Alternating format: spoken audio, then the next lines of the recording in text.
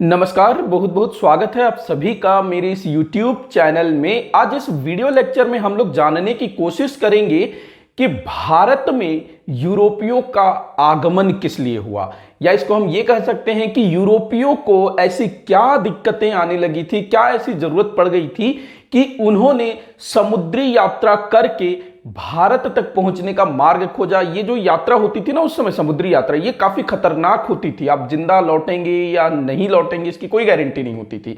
तो इतनी खतरनाक समुद्री यात्राएं करके यूरोपीय भारत तक क्यों पहुंचे, इसके पीछे के कारण को हम लोग जानने की कोशिश करेंगे। तो वीडियो को हम लोग स्टार्ट करते हैं, आप लोग आखिर तक देखिएगा। तो देखिएगा, अगर हम बात करें भारत, वैसे जो यूरोपीय थे ना, वो खाली भारत तक आना उनका उद्देश्य नहीं था। भारत के अलावा इसके आसपास जो दूसरे देश थे, अगर हम बात करें उत्तर की तो चीन था, दक्षिण पूर्वी देशों की अगर हम लोग बात करें जिसमें इंडोनेशिया, जावा, सुमात्रा, मलेशिया, कंबोडिया, इस टाइप के जो देश है ना, ठीक, जहां से मसाले प्रोड्यूस होते हैं, ठीक। तो जो यूरोपीय लोग थे वो भारत और इसके आसपास के क्षेत्रों के साथ सीधे व्यापार के माध्यम से लाभ प्राप्त करना चाहते थे, और इनका एकमात्र उद्देश्य था इन देशों के साथ व्यापार करना और अधिक से अधिक मुनाफा कमाना। और इसी कारण से ये लोग जो हैं समुद्री रास्तों की खोज करना शुरू कर देते। वास्को डी गामा का नाम आप लोगों को पता होगा। 1498 में उसने यूरोप से भारत तक पहुंचने के समुद्री मार्ग की खोज की। लेकिन यहां पर प्रश्न उठता है कि भाई, ऐसे समुद्री मार्गों की खोज करने की आवश्यकता अचानक से यूरोपीय देशों को क्यों पड़ी। तो इसको हम लोग समझते हैं, शुरू से समझते हैं। थोड़ा सा मैं यहां पर अपना जो विश्व है उसका मानचित्र बनाने की कोशिश करूंगा। हालांकि विश्व मानचित्र मैं अच्छे से ड्रॉ तो नहीं कर पाऊंगा, लेकिन फिर भी एक आप लोगों को पता चल जाए कि भाई किस तरह से हमारा जो विश्व है वो दिखता है, मोटा माटी आप लोगों को पता चल जाए, ठीक। तो ये इस तरह से कुछ हम लोग बना लेते हैं। ये हो गया हमारा अफ्रीका महाद्वीप। ये क्या है? अफ्रीका महाद्वीप। इसके ठीक उत्तर में होगा इस टाइप से, इसके ठीक उत्तर में होगा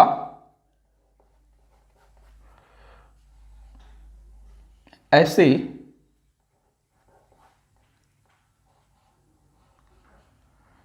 इस टाइप से, ठीक।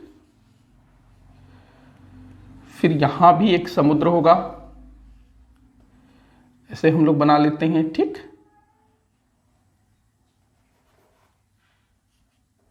ये ऐसे, और इस तरफ आ जाएगा हमारा भारत, ठीक। इस तरफ आ जाएगा अपना भारत इस टाइप से। इधर फिर ये दक्षिण पश्चिमी एशियाई देश, ठीक। इस तरफ हम यूरोप महाद्वीप बना लेते हैं ऐसे, ठीक। और ये पूरा इधर तक जाएगा, ठीक, ऐसे। तो इस तरह से ये विश्व मानचित्र एक मैंने बनाने की कोशिश की है, ठीक। हालांकि पूरी तरह से एक्यूरेट तो नहीं बना है, लेकिन फिर भी आप लोगों को समझने के हिसाब से कि भाई ये जो है हमारा विश्व मानचित्र है, ठीक। अब यहां से इसको हम लोग डिवाइड करेंगे, इसको थोड़ा सा छोटा कर लेते हैं, इतना कुछ कर लेते हैं, इधर ऊपर लेके चल देते हैं इसको, ऐसे कुछ, ठीक। और यहां से यहां पर एक सागर बनाएंगे जिसको लाल सागर बोला जाता है, ठीक। थोड़ा सा ज्यादा नजदीक नजदीक हो गया। ये इस तरफ यूरोप महाद्वीप, यूरोप महाद्वीप, और इस तरफ ये एशिया महाद्वीप, ठीक। और यहां पर एक महासागर होगा, कैस्पियन सागर, महासागर नहीं, कैस्पियन सागर, ठीक। तो इस तरह से हमारा जो विश्व है, यहां पर मैंने अमेरिकी द्वीपों को नहीं दिखाया है, ऑस्ट्रेलिया को नहीं दिखाया है, क्योंकि उसकी आवश्यकता हमें नहीं है, ठीक। तो यहां पर आप लोग एक चीज समझिएगा कि जो सबसे बड़ा जो महाद्वीप है वो है एशिया महाद्वीप, ठीक। दूसरे नंबर पर जो आएगा वो होगा अफ्रीका महाद्वीप, और ये जो है ना छोटा है, ध्यान रखना, ठीक। ये छोटा है, लेकिन यहां नक्शे में जो है थोड़ा सा इसको मैंने बड़ा दिखा दिया है, अफ्रीका को मैंने काफी छोटा दिखा दिया है, ठीक। अफ्रीका बड़ा है, एशिया सबसे बड़ा है, ठीक। अफ्रीका जो है यूरोप की तुलना में बहुत बड़ा महाद्वीप है, ठीक। अब हम लोग समझते हैं यूरोप और भारत अथवा भारत के आसपास के जो दूसरे देश हैं उनके संबंध की, कि यूरोप और एशिया महाद्वीप का संपर्क या संबंध कब से था? क्या ये जो 1498 हम लोग पढ़ते हैं कि भाई 1498 में वास्को डी गामा भारत की खोज की, ऐसे पढ़ते हैं ना? वास्को डी गामा ने भारत की खोज नहीं की, ध्यान रखना, उसने भारत तक पहुंचने के समुद्री मार्ग की खोज की थी। वो गलत हो जाएगा आपका आंसर। आप लिख दोगे वास्को डी गामा ने भारत की खोज की, वो रॉन्ग हो जाएगा, क्योंकि भारत कहीं खोया हुआ नहीं था। भारत के विषय में यूरोपीय लोगों को पहले से ज्ञान था, पहले से ये भारत से परिचित थे। ठीक, बस वास्को डी गामा ने यूरोपीय देशों से भारत तक पहुंचने के समुद्री मार्ग की खोज की थी। ठीक, तो समझते हैं यूरोप और एशियाई महाद्वीप के रिश्तों के विषय में। तो इसके लिए हम लोगों को इतिहास में काफी पीछे जाना होगा, इतना पीछे कि ईसा मसीह के जन्म के भी पहले। ठीक, वर्ष 326 ईसा पूर्व, 326 ईसा पूर्व, मैं ईस्वी की भी बात नहीं कर रहा हूं, ईसा पूर्व, ईसा मसीह के पहले, ईसा के जन्म के पूर्व। ठीक, तो 326 ईसा पूर्व में भारत में एक आक्रमण होता है और इस आक्रमण को करने वाला था अलेक्जेंडर द ग्रेट। ठीक, जिसको हम कहते हैं सिकंदर महान। ठीक, तो सिकंदर ने भारत पर आक्रमण किया 326 ईसा पूर्व में। सिकंदर जो है यूरोप महाद्वीप के एक छोटे से देश यूनान का रहने वाला था। ठीक, ये वाला जो पार्ट जो दिख रहा है ना, इसको भूमध्य सागर कहा जाता है। ठीक, तो भूमध्य सागर में ही यहां पर एक छोटा सा द्वीप है, ठीक, जिसको यूनान के नाम से जाना जाता है। ठीक, तो जो सिकंदर था ये वही यूनान का शासक था और इसने जो है अपने आसपास के समस्त क्षेत्रों पर विजय प्राप्त कर ली और विश्व विजय के कामना के साथ ये जो है निकल पड़ता है पूरी दुनिया को जीतने के लिए। ठीक, यूरोप के बहुत सारे क्षेत्रों को जीतने के पश्चात। ठीक, तो सिकंदर का क्या उद्देश्य था? वो इधर के सारे एरियाज को जीतना चाहता था और इधर सागर के अंतिम छोर तक पहुंचना चाहता था, क्योंकि इस समय तक भी यहां के लोगों को पता था कि पूर्व में जो है काफी सारा एरिया है। ठीक, तो वो पूर्व में अंतिम छोर तक पहुंचना चाहता था जहां तक जमीन है। ठीक, तो सिकंदर ने अपने इस स्वप्न को पूरा करने के उद्देश्य से एक विशाल सेना तैयार की और उस सेना को लेकर के वो पूर्व की ओर निकल पड़ा। ठीक, पूर्व की ओर निकल पड़ा, ये पूर्व है ना, इधर पश्चिम है, तो यहां से ये निकल पड़ा पूर्व की ओर इन क्षेत्रों पर विजय प्राप्त करने के लिए। ठीक, और वो 326 ईसा पूर्व में भारत के पश्चिमी क्षेत्र में पहुंच जाता है। अगर मैं यहां भारत का मानचित्र भी बना लूं कुछ इस तरह से, यहां पर गुजरात वाला भाग कुछ ऐसे आ जाएगा। ठीक, फिर इस तरफ से ऐसे ये हमारा प्यारा सा भारत है। ठीक, ये यहां पर बांग्लादेश आ जाएगा। ठीक, तो इस तरह से ये हमारा भारत है। तो भारत के इस वाले भाग में ये पहुंच जाता है 326 ईसा पूर्व में। यहां पर आप लोगों ने एक युद्ध के बारे में सुना होगा, पोरस के साथ एक युद्ध हुआ था जिसको हाइडे स्पीच का युद्ध कहा जाता है अथवा वितस्ता का युद्ध भी कहा जाता है। ठीक, तो इस युद्ध में सिकंदर की विजय होती है, लेकिन सिकंदर के जो सैनिक हैं वो बहुत हतोत्साहित हो जाते हैं, क्योंकि पोरस की जो सेना है वो काफी वीरतापूर्वक लड़ती है। भले वो हार गई पोरस की सेना, लेकिन सिकंदर के जो सैनिक हैं उनके दांत खट्टे हो गए कि भाई यहां ये हाल है, इसको हराने में हमको हालत खराब हो गई, आगे तो पूरा भारत पड़ा हुआ है। मगध साम्राज्य उस समय था ना, घनानंद यहां पर शासन कर रहा था, नंद वंश का शासक घनानंद, जिसके पास 6 लाख के करीब सेना थी। ठीक, तो इन्होंने सुन रखा था विशालकाय सेना है मगध के शासक के पास। ठीक, तो हमको तो भी उससे लड़ना है, पोरस तो छोटा सा राजा है। तो यहां होता क्या है कि सिकंदर के जो सैनिक हैं वो हतोत्साहित हो जाते हैं और वापस चलने की मांग करना शुरू कर देते हैं और एक स्थान पर आकर के सिकंदर को वापस लौटने का फैसला करना पड़ता है। और सिकंदर जो है इस क्षेत्र में, ठीक, पश्चिमोत्तर भारत इसको कहा जाता है, इस क्षेत्र में जितने क्षेत्रों को उसने विजय प्राप्त किया था उन क्षेत्रों में अपने आदमियों को नियुक्त करके, अपने एजेंटों को नियुक्त करके वो वापस अपने यूनान लौट जाता है। बाद में उसकी वहां मृत्यु हो जाती है। ठीक, तो यहां पर हम देखते हैं कि सिकंदर के आक्रमण के साथ ही यूरोप देश के जो लोग हैं वो इस तरफ आना जाना शुरू कर देते, एक रास्ता मार्ग बन गया ना, और यहां पर काफी सारे लोगों को उसने रख छोड़ा था। तो यहां पर होता क्या है कि जितने भी यूनानी लोग यहां आए थे इस तरफ, तो वो देखते हैं भारत की धन संपदा को, देखते हैं कि भाई यहां तो काफी कुछ मिलता है, ठीक, तो हम लोग जो है यहां पर व्यापार भी कर सकते हैं, यहां की वस्तुओं को अपने देश में ले जाकर के बेच सकते हैं और हमारे देश की वस्तुओं को यहां ला करके बेच सकते हैं। तो इस तरह से सिकंदर के आक्रमण के साथ ही हमारे यूरोपीय महाद्वीप और एशियाई देशों के मध्य व्यापारिक संबंध स्थापित हो जाता है, ठीक। अब ये जो व्यापार था आगे चल करके अनवरत ये जारी रहता है, ठीक। बीच में कभी कभी डाउनफॉल भी आ जाता है, वो अलग चीज है, लेकिन व्यापार जो है ये ठीक ठाक चलना शुरू हो जाता है। दोनों को इससे फायदा होता है। भारत और आसपास के क्षेत्रों को भी चीन से जो है रेशम भेजा जाता है उन क्षेत्रों में, यूरोपीय देशों में, ठीक। आगे चल करके जिन रास्तों से रेशम के व्यापारी गुजरते थे वो रेशम मार्ग के रूप में प्रसिद्ध हो गया, ठीक। तो ऐसे जो व्यापार है, ट्रेड है, ये शुरू हो गया। तो भारत और यूरोपीय देशों का जो संपर्क था वो कोई नया नहीं था। 1498 में जो वास्को डी गामा आया वो कोई नया नहीं था, वो पहले से जो है भारत और यूरोपीय देशों के मध्य व्यापार होता था, ठीक। अब देखते हैं हम लोग कि व्यापार के लिए कौन कौन से मार्ग थे, ठीक, क्या क्या मार्ग थे व्यापार के लिए, इसको थोड़ा सा हम लोग समझने की कोशिश करते हैं। तो भारत और यूरोपीय देशों के मध्य जो व्यापार के जो प्रमुख मार्ग थे, वैसे आप लोगों को ध्यान रखना है कि ये जो प्राचीन समय में जो व्यापार शुरू हुआ ये प्रमुखतः स्थल मार्ग के माध्यम से होता था, ठीक। स्थल मार्ग से होता था। कुछ स्थानों पर जो है समुद्री रास्ते का भी प्रयोग किया जाता था। जैसे मान लो यहां पर जो दिख रहा है ना भूमध्य सागर है, तो यहां पर भी थोड़ी बहुत इनको समुद्री यात्राएं करनी होती थी। उसके बाद कई बार जो है ये लोग इधर से भी ऐसे किनारे किनारे से भी समुद्री यात्रा करते थे। देखो क्या होता है ना कि आप बहुत सारा जो सामान है उसको स्थल मार्ग से अगर आप लेकर के जाएंगे तो उसमें आपका बहुत समय खर्च होगा, बहुत पैसे भी खर्च होंगे।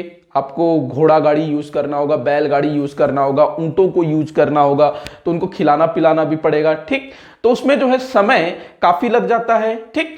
लेकिन वहीं अगर हम जल मार्ग की बात करें तो ये काफी सुगम होता है। पानी का जो फ्लो होता है ना उसी के सहारे सहारे चलना होता है, ऐसा कोई खास खर्चा नहीं होता है, ठीक। तो बीच बीच में ये जो है पानी का भी यूज किया करते थे, लेकिन ये जो व्यापार था प्रमुखतः स्थल मार्ग वाला ही था, ठीक। अब व्यापार यहां से और यहां इन दोनों के मध्य हो रहा है, तो हम बात करते हैं व्यापारिक मार्गों की, ठीक। तो दो प्रमुख व्यापारिक मार्ग बन गए थे भारत और यूरोपीय देशों के मध्य। भारत न कह करके हमको एशियाई देश कहना ज्यादा उचित होगा, ठीक। एशियाई देश और यूरोप के मध्य व्यापार के लिए दो प्रमुख मार्ग थे। पहला जो था वो बहुत ज्यादा फेमस था, ठीक। वो होता था यहां से शुरू होता था, या फिर इधर एक ना मलक्का करके एक जगह है, ठीक। इधर छोटे छोटे द्वीप है ना काफी सारे, इधर काफी सारे द्वीप हैं, तो मलक्का करके एक जगह है यहां पर मलक्का, ठीक। मलक्का, क्योंकि इनको खाली भारत ही नहीं आना था, आगे चल करके ये लोग देखते हैं भाई इस तरफ भी काफी सारे चीजें, मसाले वसाले, यूरोपीय देश ठंडा देश है ना, तो वहां पर मसालों की काफी डिमांड थी, ठीक। तो मलक्का से शुरू होता था, फिर ये बंगाल की खाड़ी में यात्रा करते थे, ठीक। उसके बाद भारत के तटों से होते हुए इस तरह से ये इधर आते, फिर अरब सागर, अरब सागर के बाद ये वाला जो पार्ट है ना ये कहलाता है अदन की खाड़ी, अदन की खाड़ी, ठीक। अदन की खाड़ी ये वाला भाग क्या कहलाता है, अदन की खाड़ी। उसके बाद ये वाला जो पार्ट है ये कहलाएगा लाल सागर, ठीक, लाल सागर। उसके बाद ये वाला जो पार्ट है ना ये है भूमध्य सागर, भूमध्य सागर, ये वाला भाग, ये पूरा जो भाग है ये भूमध्य सागर कहलाएगा। तो ये व्यापारिक मार्ग कैसा था, मलक्का से शुरू होता था, ठीक। फिर बंगाल की खाड़ी में ऐसे यात्रा करते हुए फिर भारत के तटवर्ती क्षेत्रों से यात्रा करते हुए फिर वहां पर भी माल उतारते रहे होंगे और कुछ लादते रहे होंगे, ठीक। उसके बाद ये लोग जो है अरब सागर में ऐसे यात्रा करते करते यहां आते थे, इसको अदन की खाड़ी बोला जाता है। फिर ये लाल सागर, और लाल सागर के बाद अभी तो स्वेज नहर है, आप लोगों ने सुना होगा स्वेज नहर का नाम, ठीक। वो यहीं पर बनता है स्वेज नहर, ठीक। उसके बाद लाल सागर के बाद, चूंकि उस समय तो स्वेज नहर था नहीं, तो लाल सागर तक ये समुद्री रास्ते से यात्रा करते थे। उसके बाद जो है स्थल मार्ग का प्रयोग करते थे, स्थल मार्ग से कुछ दूरी तक वो चलते थे और उसके बाद जो है ये भूमध्य सागर में समुद्री यात्रा करके इधर यूनान और यूरोप के अन्य देशों तक पहुंचते थे। ठीक, अब यहां पर एक चीज ध्यान रखना कि जो इतनी लंबी यात्रा है वो कोई एक व्यक्ति या कोई एक व्यापारिक दल नहीं करता था, ये चेन मार्केटिंग टाइप का होता था। जैसे मान लो इस तरफ के जो व्यापारी हैं उन्होंने यहां पर सामान भेजा, फिर इधर से फिर दूसरे लोग लेकर के आएंगे। देखो क्या था कि जो बंगाल की खाड़ी है यहां पर, चूंकि कालांतर में भारत में मुसलमानों का भी आगमन हो जाता है। अगर हम बात करें 1498 के पहले की, ठीक, 1498 के पहले की बात करें तो बंगाल की खाड़ी पर भारतीय मुस्लिम व्यापारियों का अधिकार था। ठीक, बंगाल की खाड़ी में भारतीय मुस्लिम व्यापारियों का अधिकार था और अरब सागर पर अरब के व्यापारियों का अधिकार था। ठीक, तो इधर से यहां से जो सामान है वो भारतीय मुसलमान लेकर के आते थे, फिर इधर अरब के व्यापारियों को बेचते थे और फिर इधर ले जाकर के जो है ना यूरोप के व्यापारियों को बेचते थे। यूरोप में इटली के व्यापारी इस व्यापार पर वर्चस्व बनाए हुए थे। ठीक, तो तीन लोगों का नाम याद रखना है। बंगाल की खाड़ी की बात करें तो भारतीय मुसलमान, अरब सागर की बात करें तो अरब के मुस्लिम व्यापारी। ठीक, उसके बाद हम बात करें यूरोपीय बाजारों की तो वहां पर इटली के व्यापारियों का वर्चस्व था। मतलब कि यहां से जो अरब के व्यापारी यूरोपीय देशों को वस्तु भेजेंगे, बेचेंगे, सामान बेचेंगे, तो वहां जो इटली के व्यापारी थे वो उस माल को खरीद के यूरोपीय बाजारों में बेचा करते थे। ठीक, तो ये हो गया एक मार्ग। अब दूसरा मार्ग होता था, इधर मलक्का से तो शुरू होगा, यहां से ये लोग जाएंगे, इसको बोला जाता है ओमान की खाड़ी। ओमान की खाड़ी, ओमान की खाड़ी, और यह है फारस की खाड़ी। ठीक, फारस की खाड़ी, फारस। ठीक, फारस के ऊपर में ईरान है, इस तरफ फिर इराक है। मानचित्र मैंने यहां थोड़ा आड़ा टेढ़ा बनाया हुआ है, आप लोग बाकी देखिएगा इस चीज को। ठीक, तो इस तरह से ओमान की खाड़ी, फिर फारस, उसके बाद फिर इधर तुर्की होते हुए ये लोग जो है इटली के व्यापारियों को माल बेचा करते थे। तो इस तरह से दो समुद्री मार्ग थे, मतलब दो मार्ग थे जिनसे व्यापार होता था। और ये जो व्यापार है ना तुर्की के माध्यम से होता था। यहां पर तुर्की है। अब देखो यूरोप और एशिया के मध्य ये वाला जो पार्ट है ना जो दोनों को डिवाइड करता है, ये पर्वत श्रृंखला वाला भाग है। ठीक, पर्वत श्रृंखला है जहां पर जिस प्रकार से हमारे भारत के उत्तर में हिमालय पर्वत श्रृंखला जो कि चीन और भारत को एक दूसरे से अलग करती है, दोनों एक दूसरे के पड़ोसी होने के बावजूद दोनों की संस्कृतियों में जमीन आसमान का फर्क है। ठीक, सेम वैसे ही यहां पर होता है। ये भी जो है हिमालय पर्वत श्रृंखला के समान ही है। इस तरफ यूरोप का कल्चर पूरा बदल जाता है, इधर का कल्चर पूरा बदल जाता है। तो यात्रा आप यहां से नहीं कर सकते। और यहां पर फिर ये ब्लैक सी है, काला सागर। ठीक, तो आपको जो है इस तरफ से ही आना होगा। ठीक, ध्यान रखेंगे। तो इस तरह से ये दो प्रमुख मार्ग हुआ करते थे 1498 के पहले। ठीक, सिकंदर के आगमन के बाद से लेकर के 1498 तक इन दो रास्तों से एशियाई देश और यूरोपीय देशों के मध्य व्यापार संपन्न होता था। और यहां पर हम देखते हैं कि कालांतर में भारतीय मुसलमानों ने बंगाल की खाड़ी में अपना वर्चस्व कायम कर लिया। ठीक, अरब सागर में अरब के व्यापारियों ने वर्चस्व कायम कर लिया। इधर यूरोपीय बाजारों पर इटली के व्यापारियों ने कब्जा कर लिया। ठीक, तो इस तरह से व्यापार जो है अनवरत रूप से चल रहा था और इससे दोनों महाद्वीपों को फायदा होता था। ठीक है, यूरोप के लोगों को भी, एशिया के लोगों को भी। अब यहां पर हम लोग एक चीज समझते हैं टॉपिक में आगे बढ़ने से पहले। अब जो अफ्रीका महाद्वीप है ये भी तो यूरोप के पास ही है ना। ठीक, यूरोप के दक्षिण में है। अफ्रीका महाद्वीप काफी विशाल है, यूरोप की तुलना में बहुत बड़ा है। ठीक, तो जो यूरोपीय लोग थे या फिर हम बात करें एशियाई लोगों की भी, उन्होंने इनके साथ व्यापार क्यों नहीं किया। ठीक, अफ्रीकी देशों के साथ। तो यहां पर समझना कि इस तरफ जो उत्तरी अफ्रीका है ना, उत्तर पूर्वी अफ्रीका, तो वहां कुछ देश हैं जैसे कि मिस्र है, सूडान है, सीरिया है, ऊपर मोरक्को वगैरह है। तो इन कुछ देशों को छोड़ करके अफ्रीका का जो शेष भाग है या अफ्रीका का जो शेष क्षेत्र है वो पूरी तरह से जनजातीय बाहुल्य क्षेत्र था। वहां के जो लोग थे आज भी आदि मानव टाइप का जीवन व्यतीत करते थे, या फिर हम सीधे से यह कह सकते हैं कि इस क्षेत्र में सभ्यता नाम की कोई चीज नहीं थी। इनकी जो सभ्यता थी वो बिल्कुल आदिम युग वाली सभ्यता थी, आदि मानव वाली सभ्यता थी। ठीक, जैसे हमारे यहां हम लोग देखते हैं सिंधु घाटी सभ्यता, वैसा कोई चीज नहीं था। हाँ, इधर जरूर जो मिस्र वाले पार्ट में मिस्र की सभ्यता वगैरह काफी पहले आ चुकी थी, इस तरफ के लोग ठीक थे, तो इनके साथ व्यापार होता था मिस्र वगैरह के साथ। ठीक, मिस्र, मोरक्को, इनके साथ जो है व्यापार ठीक ठाक होता था, लेकिन शेष अफ्रीकी क्षेत्रों में जो है नहीं जाते थे। इसीलिए हम लोग देखते हैं कि जब यूरोपीय भारत तक पहुंचने के समुद्री मार्ग की खोज करेंगे तो वो अफ्रीका का चक्कर काट करके आएंगे, नहीं तो भाई उनको उतना दूर खोजने की आवश्यकता क्या थी, अफ्रीका ही चल देते। ठीक, हमारे भारत की बात करें तो हमारे भारत में भाई बड़े बड़े साम्राज्य थे ना। अगर 1498 की बात करें तो दिल्ली सल्तनत था, विजयनगर साम्राज्य था, बहमनी साम्राज्य था, यहां के लोग बहुत अमीर थे। ठीक, तो यहां से कोई भी सामान आप लेकर के आओगे तो यहां के लोग हाथों हाथ उसको खरीद लेंगे। ठीक, तो इसीलिए ये लोग जो है भारत की ओर इनका रुझान बहुत ज्यादा था। बात करें चीन वगैरह की, वहां भी बड़े बड़े साम्राज्य थे, इस तरफ भी ठीक ठाक साम्राज्य था। ठीक, मतलब कि इन क्षेत्र में, एशिया महाद्वीप में जो सभ्यता है वो भाई काफी पहले आ चुकी थी ना, और यहां पर बड़े बड़े साम्राज्य स्थापित हो रहे थे। साम्राज्य स्थापित होगा तो जनता अमीर होगी, जनता अमीर होगी तब तो बड़े बड़े साम्राज्य बनेंगे ना।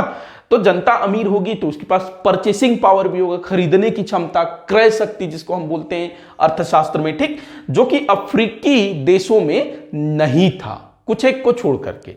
ठीक, अब हम बात करते हैं कि ये जो व्यापार चल रहा है, ठीक, भारतीय जो वस्तुएं हैं वो यूरोपीय देशों में पहुंच रहा है, और यहाँ के लोगों को जो है मसाले मिल रहे हैं, भारत का सूती कपड़ा मिल रहा है, रेशम मिल रहा है। इसके अलावा भारत, चीन और इस तरफ के देशों से जो भी चीजें यूरोप जा रही है वो सारी चीजें जो है यूरोपीय लोगों को मिल रही है। अच्छा खासा उनका जीवन चल रहा है। ठीक, व्यापारी भी पैसा कमा रहे हैं, इटली के व्यापारियों का वर्चस्व है, बहुत पैसा उन्होंने बनाया। ठीक, और अपने देश को समृद्ध किया। ठीक, काफी अमीर हुए वहां के लोग। ठीक, इधर अरब के व्यापारियों को भी अच्छा खासा मुनाफा मिल रहा था कि भाई वो लोग इधर का माल को जो है इधर के देशों में ले जाकर के बेच रहे हैं, मतलब डायरेक्ट ले जाके नहीं बेच रहे हैं, इटली के व्यापारी उनसे खरीद रहे हैं और उधर ले जाकर बेच रहे हैं, तो मीडिएटर का काम कर रहे हैं अरब के व्यापारी। ठीक, वो भी अच्छा खासा मोटा मुनाफा कमा रहे हैं।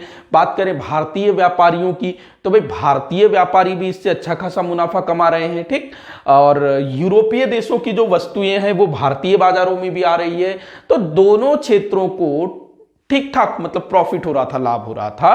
तो ऐसे स्थिति में 1498 में ऐसी क्या जरूरत आन पड़ी कि वास्को डी गामा को अपना जहाज लेकर के इस तरफ आना पड़ा भारत तक पहुंचने के समुद्री मार्ग को खोजने के लिए, क्योंकि उस समय जो समुद्री यात्रा थी, लंबी लंबी समुद्री यात्राएं करना बहुत मुश्किल होता था, रिस्की होता था। भाई कब आपका जो जहाज है वो पानी में डूब जाएगा, कोई तूफान आ जाएगा या कोई आपको लूट लेगा, इसका कोई मतलब आइडिया नहीं होता था। ठीक, तो समझते हैं कारण की। तो देखना 15वीं शताब्दी में कुछ घटनाएं घटित होती है जो 15वीं शताब्दी में कुछ घटनाएं घटित होती है जो यूरोपीय लोगों को प्रेरित करती है कि वो पूर्वी देशों तक, इसको पूर्वी देश कहा जाता था, भारत, चीन, कंबोडिया इस तरफ के जो देशों को पूर्वी देश कहा जाता था, तो पूर्वी देशों तक पहुंचने के लिए कुछ नवीन मार्गों की खोज करना होगा। इस टाइप से जो है ये लोग शुरू करते हैं। ठीक, तो क्यों, अब वो घटनाएं हम लोग देखते हैं। सबसे पहली घटना, पहला कारण, ये जो इटली के व्यापारी हैं, ये इटली है। ठीक, इसको मैं इससे राउंड करता हूं। ठीक, ये इटली के व्यापारी हैं। ठीक, तो इटली के जो व्यापारी हैं वो पूर्वी देशों के साथ होने वाले व्यापार पर एकाधिकार कायम करके रखे हुए थे।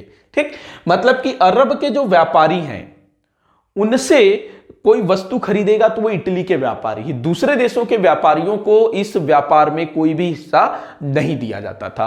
तो इटली के व्यापारियों का पूर्वी देशों से होने वाले व्यापार पर पूर्ण नियंत्रण था, और इटली के जो व्यापारी हैं इस व्यापार से मोटा मुनाफा कमा रहे थे और धन संपन्न हो रहे थे। ठीक, काफी पैसा उन्होंने बना लिया, उनका देश जो है काफी समृद्धशाली हो रहा था, काफी अमीर हो रहे थे ये लोग।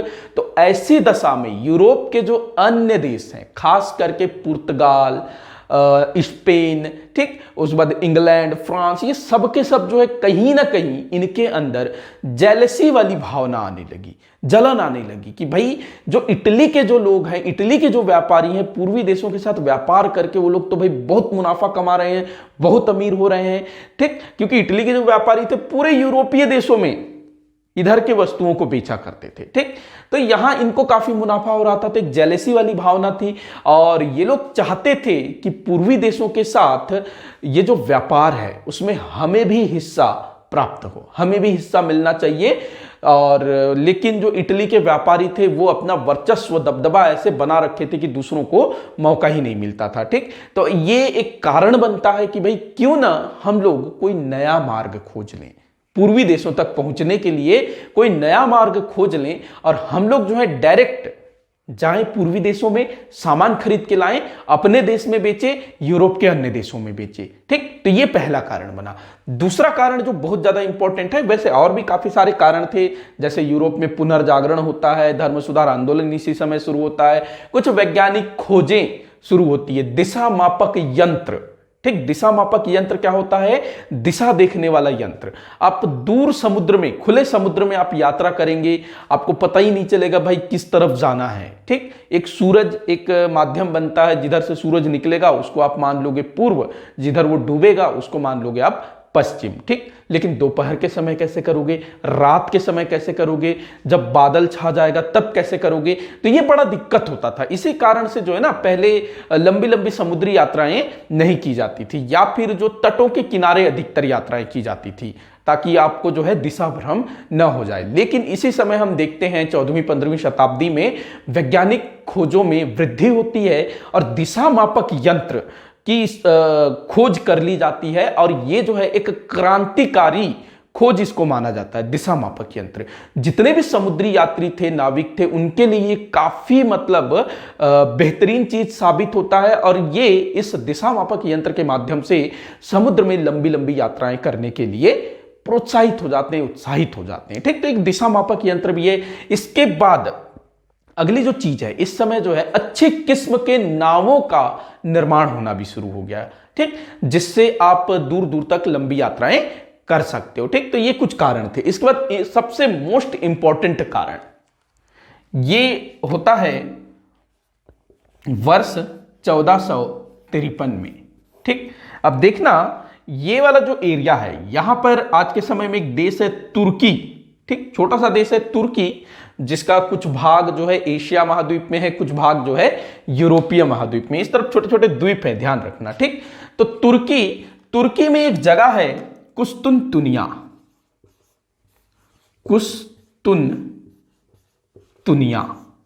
ठीक, कुस्तुनतुनिया, जिसको आज के समय में इस्तानबुल बोला जाता है, इस्तानबुल।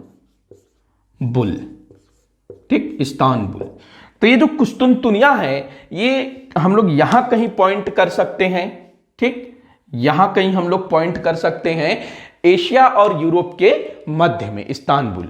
अब यूरोपीय देश और एशियाई देशों के मध्य जो व्यापार होता था, ठीक, तो वो इसी रास्ते से होता था। तो उसमें जो इस्तानबुल है, कुस्तुनतुनिया है, उसका महत्वपूर्ण मतलब वो बहुत ज्यादा महत्व का था।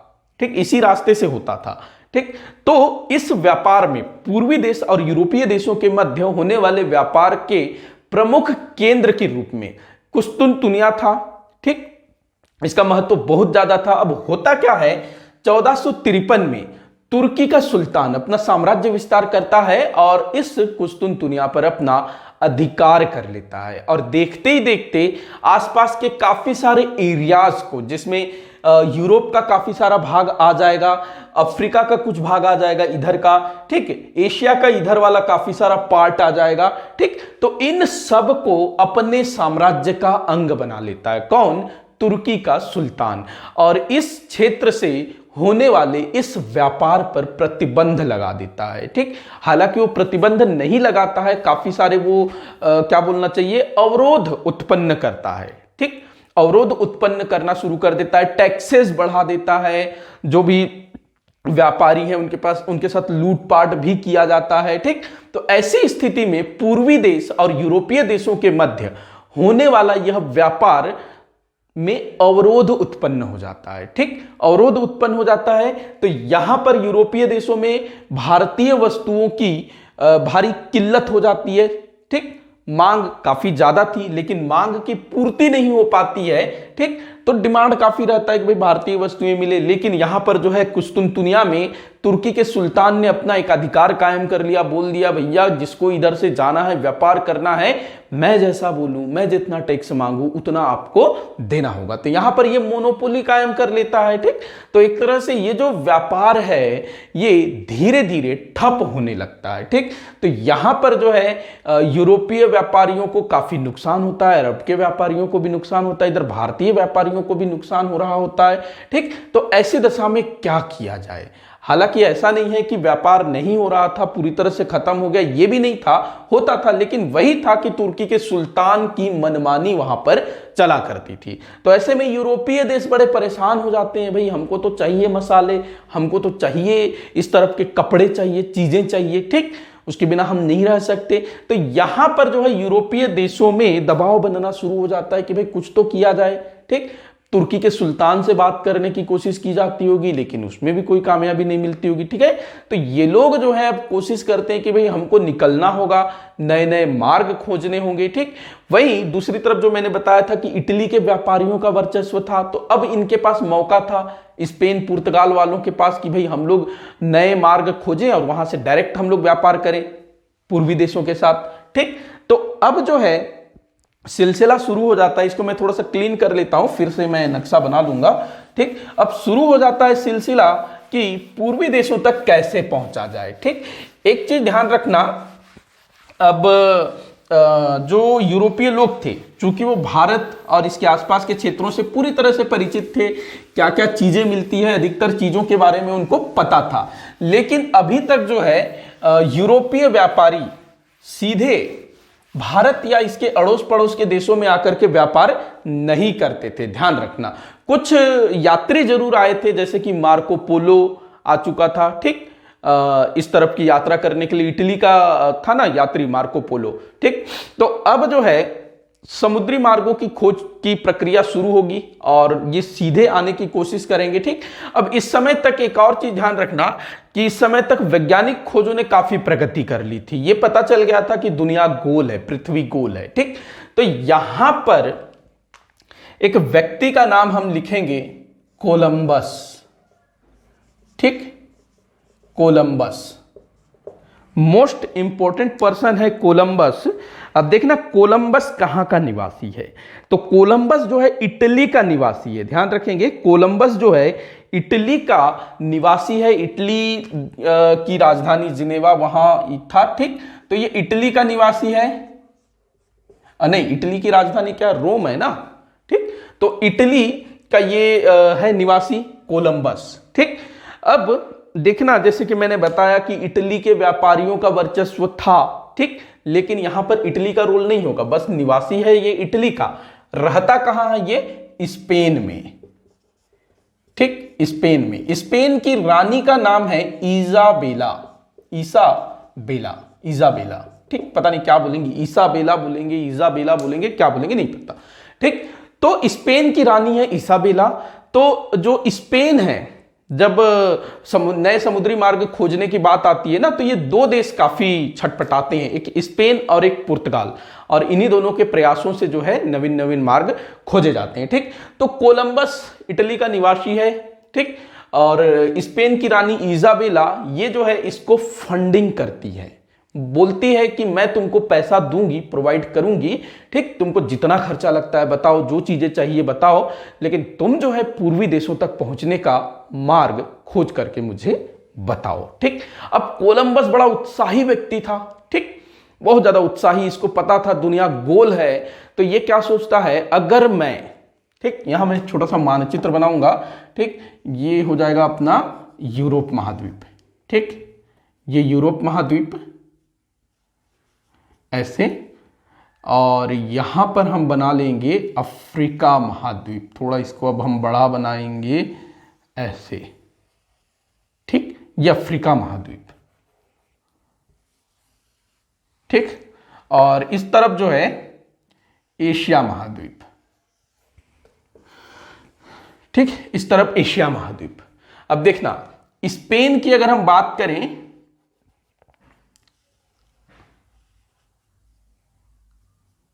ठीक, तो यहां पर पुर्तगाल है, छोटा सा ये वाला जो पार्ट है पुर्तगाल है, और ये बड़ा सा स्पेन है।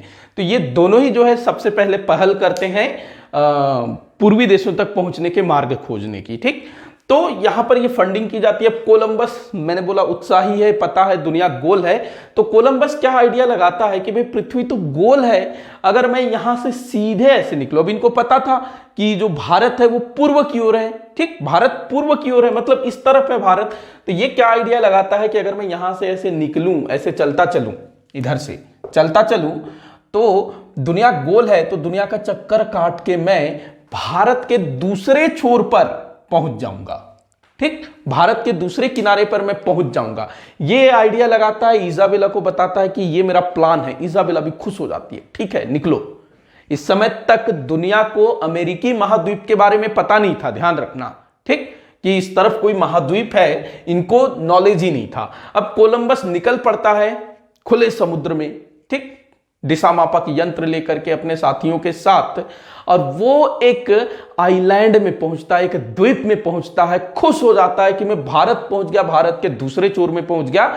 लेकिन कुछ ही समय बाद उसको पता चलता है कि भाई ये भारत नहीं है। उसने भारत के विषय में जो सुन रखा था कि भारत में ये चीजें मिलती है, बड़े बड़े साम्राज्य हैं, बड़े बड़े राजे महाराजे हैं, लेकिन वहां उसको कुछ भी नजर नहीं आता है। न तो कोई बड़ा साम्राज्य दिखता है, न कोई सम्राट दिखता है, और न ही वहां पर उसको मसाले, सूती कपड़ा, कुछ उसको नहीं मिलता है। बड़े बड़े वहां मैदान उसको देखने को मिलते हैं, कुछ आदिम जनजाति वाले लोग उसको देखने को मिलते हैं। और जब वो इधर उधर भ्रमण करता है तब वो पाता है कि भाई ये तो भारत हो ही नहीं सकता, ये तो कोई दूसरी दुनिया है, कोई नई दुनिया है। ठीक, और इसको नाम दे दिया जाता है नई दुनिया, जिसको आगे चल करके अमेरिकी महाद्वीप के रूप में जाना गया।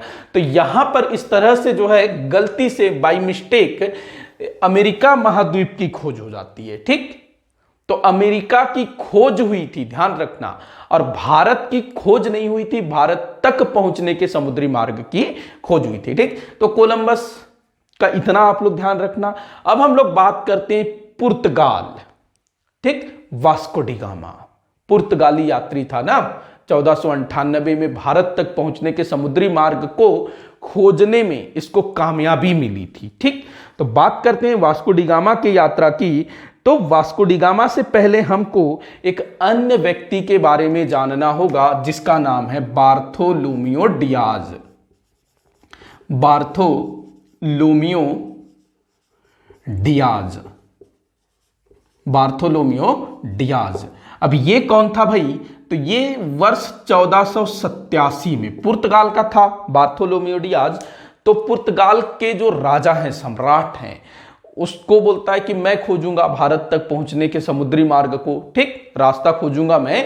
और बार्थोलोमियो डियाज को जो है पैसा वैसा प्रोवाइड होता है, और ये बोलता है कि मैं अफ्रीका महाद्वीप के किनारे किनारे यात्रा करूंगा, और कहीं ना कहीं तो अफ्रीका महाद्वीप पूर्व की ओर मुड़ेगा। ठीक, खत्म होता होगा। अब इस समय तक इनको यह भी नहीं मालूम था कि अफ्रीका महाद्वीप नीचे कहां तक है। इनको यह भी आइडिया नहीं था कि इस तरफ से जो अफ्रीका महाद्वीप है कि ऐसे घूम करके, चूंकि पृथ्वी गोल है, कहीं इधर आके तो नहीं टिका है, ऐसा इनको लगता था। मतलब कोई आइडिया नहीं था कि अफ्रीका महाद्वीप कितना बड़ा है, क्या कहीं पर कोई ऐसा जगह है जिसमें अफ्रीका को पार करके पूर्व की ओर जाया जा सके।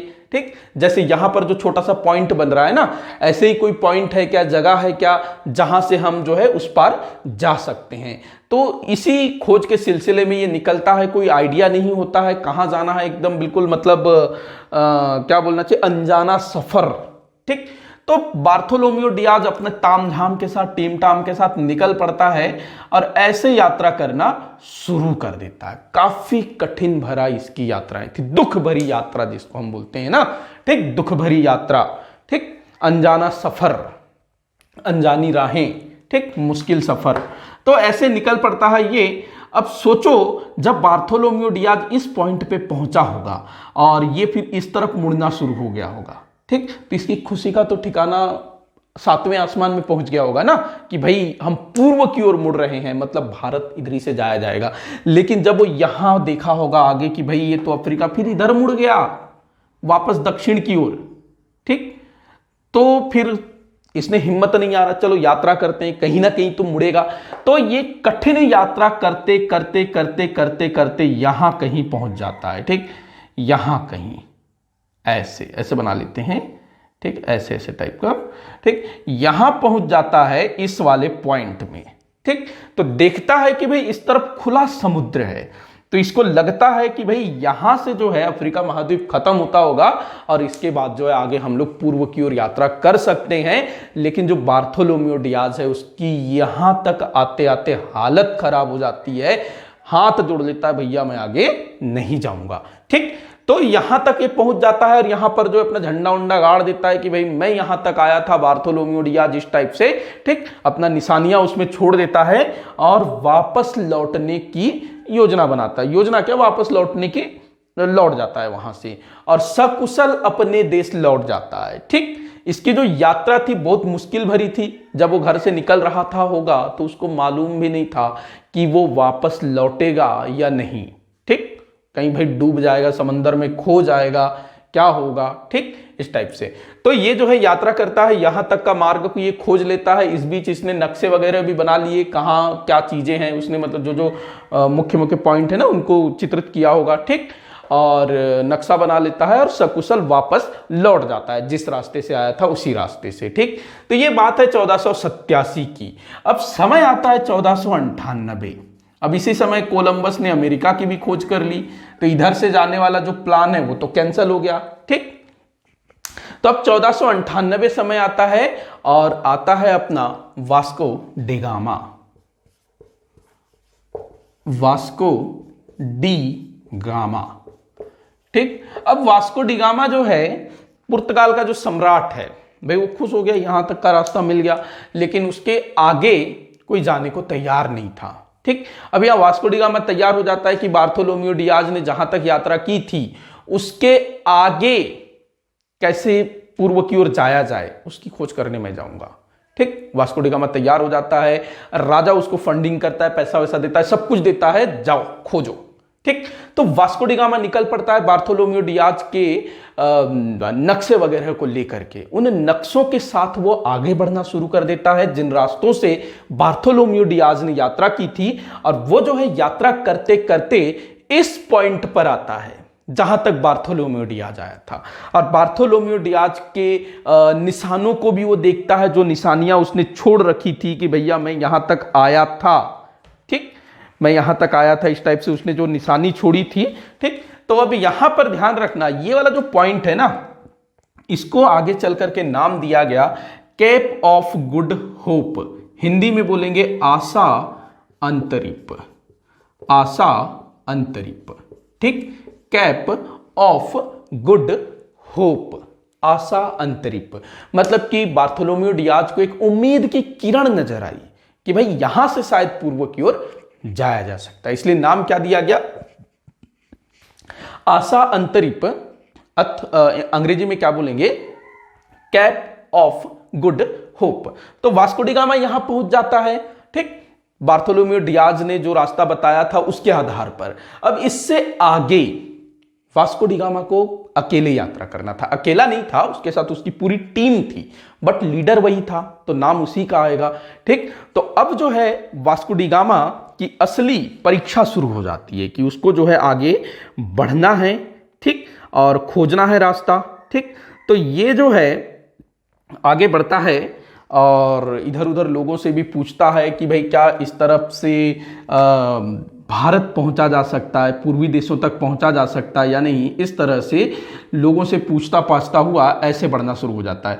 अब यहां से जैसे इस तरफ ये लोग घूम जाते होंगे ना, तब इनकी खुशी का तो ठिकाना ही नहीं रहा होगा ना कि भाई हम तो पूर्व की ओर पहुंच जाएंगे। अब यहीं पर एक जगह होता है, यहां हम लोग पॉइंट कर लेते हैं, मालिंदी। मालिंदी, ठीक, यहां पर एक जगह होता है। अब इस तरफ जैसे मैंने बताया था थोड़ा सा ठीक थे, इधर के सभ्य थे लोग, ठीक, तो इस तरफ जो है एक छोटा सा जगह होता है मालिंदी, और वहां पर जो है थोड़ा सा ठीक ठाक लोग होते हैं, और वहां कुछ लोगों से वास्को डी गामा को पता चलता है कि भारत के कुछ व्यापारी जो है यहां पर व्यापार करने आते हैं। तो वास्को डी गामा उस जगह पे जाता है जहां पर भारतीय व्यापारी उसको मिल सकते थे, और यहां पर वास्को डी गामा को एक भारतीय व्यापारी मिलता है जिसका नाम था अब्दुल मनीक, ठीक, अब्दुल मनीक, जो कि एक गुजराती व्यापारी था, ठीक, गुजरात का था, ये मुस्लिम था, ध्यान रखना, ठीक। तो एक गुजराती व्यापारी अब्दुल मनीक कहां मिलता है वास्को डी गामा को, तो मालिंदी नामक स्थल में। और वास्को डी गामा इससे बात करता है, इससे रिक्वेस्ट करता है कि भाई मुझे जो है भारत पहुंचना है, मैं दूर यूरोप से आया हूं, पुर्तगाल से आया हूं।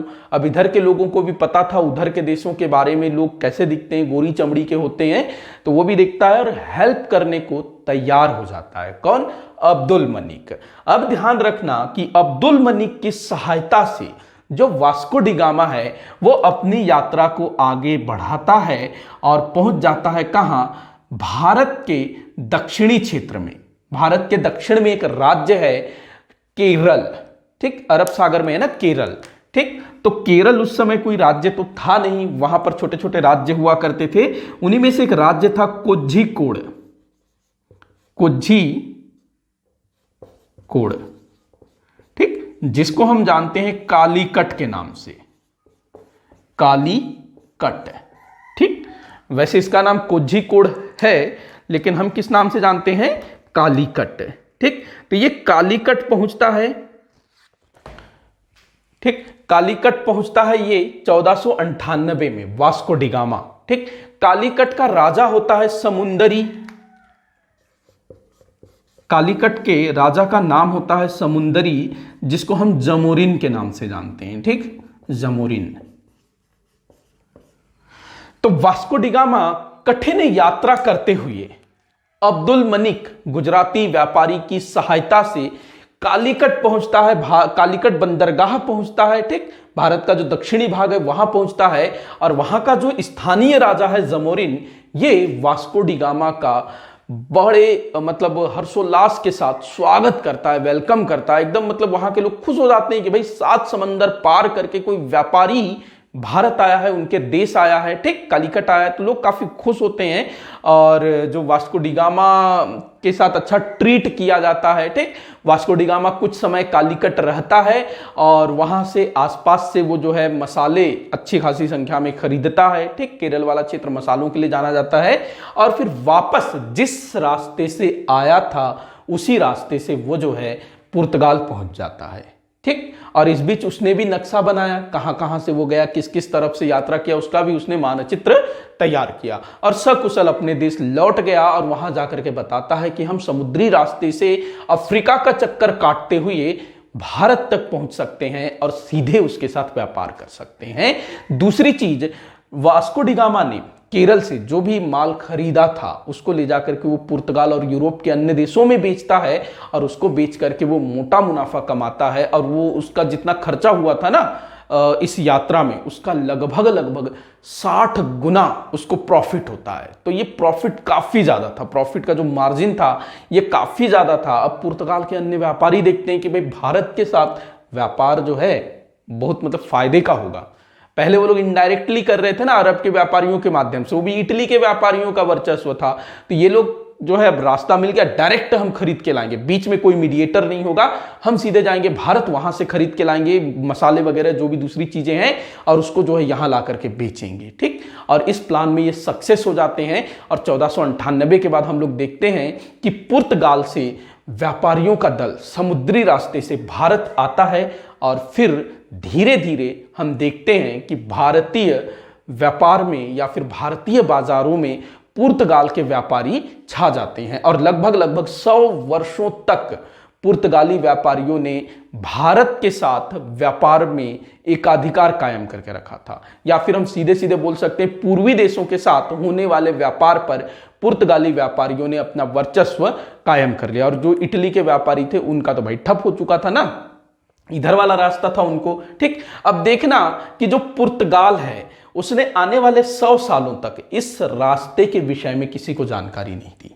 ठीक, इस किस तरफ से जाना है, कैसे जाना है, ये उसने किसी को नहीं बताया, उस पर जो है दबाव बनाया जाता था। ठीक, लेकिन उसने जो है किसी को भी नहीं बताया। अब इसका लोकेशन भी देखो, यहां पर है ना, अब यहां पर इंग्लैंड है, ठीक, इस तरफ फ्रांस है, जर्मनी है, इधर इटली है। अगर कोई भी जो है इधर से यात्रा करने की कोशिश करेगा, उनको पता तो चल गया होगा थोड़ा बहुत भी कि अफ्रीका का चक्कर काट के जाना है। ठीक, लेकिन कितनी दूरी है, कहाँ क्या है, कैसा दिक्कतें आएगा, वो उनको मालूम नहीं था।